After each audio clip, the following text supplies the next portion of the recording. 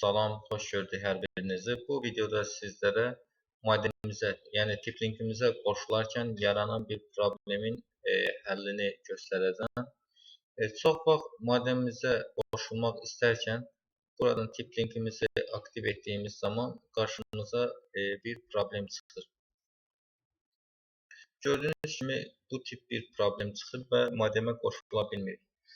Bunun üçün etməmiz gərəkən mouse'umuzun oxunu set olan yerə gətirib mouse'umuzun sol düyməsini basırıq. Daha sonra modemimizin daxil olacağımız modemin üzərinə mouse'umuzun oxunu gətirib mouse'umuzun sağ düyməsini basıb buradan svojstva bölümünə daxil oluruq.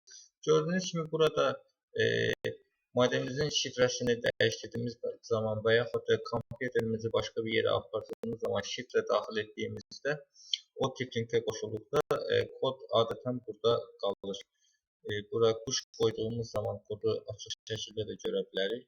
Gördüyünüz kimi bu hal-hazırdakı mənim modemimin kodu deyil, şifrəsi deyil. Bunun üçün etməmiz gərəkən dostlar, buradakı şifrəyi silib modemimizin hal-hazırdakı şifrəsini yazırıq.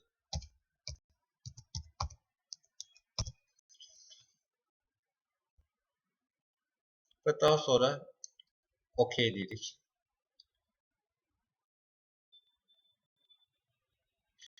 Gördüyünüz kimi artıq modemimizə qoşuldu və Wi-Fi'miz aktiv oldu.